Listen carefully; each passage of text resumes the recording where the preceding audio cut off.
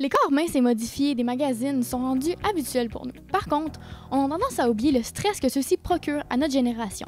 Selon Québec en forme, on est dans un monde où c'est rendu jugé normal d'avoir un stress pour avoir un corps qui répond aux standards de beauté. Il est important de se sensibiliser et de lutter contre ce stress. Selon l'organisme Équilibre, 79% des jeunes du secondaire ont un poids normal ou même plus mince que la normale. Même en ayant un poids normal, 50% de ces jeunes sont insatisfaits de leur apparence dû au modèle de beauté unique que montrent les magazines et les réseaux sociaux.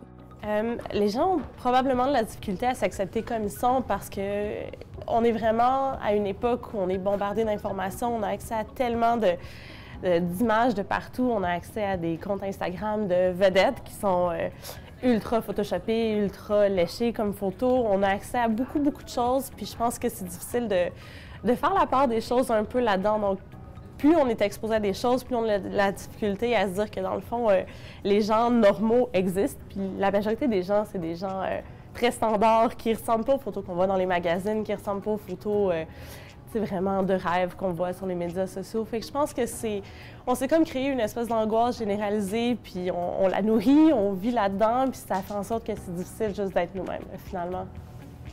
Selon un article de Radio-Canada, le trouble de santé mentale appelé bigorexie, qui est un trouble de santé lié au culte du corps, intéresse de plus en plus les psychiatres.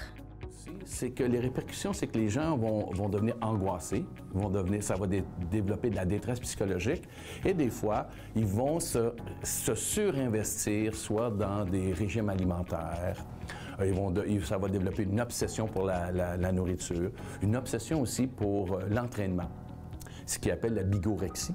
La bigorexie étant quelqu'un qui veut vraiment sculpter son corps, mange peu, s'entraîne constamment. Et à un moment donné, ça peut se générer beaucoup de stress, d'angoisse, d'anxiété et aussi souvent du repli sur soi. C'est-à-dire qu'on va s'entraîner, on ne mange pas, on néglige notre vie sociale, on néglige nos amis, on néglige nos études parce que ce qui compte, c'est le résultat, c'est notre corps. Selon des études produites par l'Association de la santé publique du Québec et l'Université du Québec en Outaouais en 2013-2014, 62% des femmes québécoises ressentent une pression pour être minces. Je pense qu'on tombe dans la pression, on essaie de se conformer, prendre l'image de ce qui nous est présenté. Puis je pense avoir des mannequins de toutes les formes pour qu'on puisse avoir une représentativité uniforme de ce qu'on voit dans la société. Donc si les femmes ou les jeunes filles voient différentes femmes de différentes grandeurs, grosseurs, peu importe, différents modèles de beauté, à ce moment-là, on tomberait moins facilement dans cette pression-là de vouloir se conformer. Selon la rédactrice en chef du Plus Model Magazine, si nous reculons de 20 ans, la mannequin moyenne pesait 8% de moins que la femme de poids moyen. Il y a 6 ans, les scientifiques ont démontré que ces mêmes mannequins pesaient 23% de moins. Selon le magazine La Croix, le ministère de la Santé a, depuis, signé une charte visant à ne pas diffuser des images pouvant promouvoir un modèle d'extrême minceur. C'était Émilie Lapointe pour l'Informateur.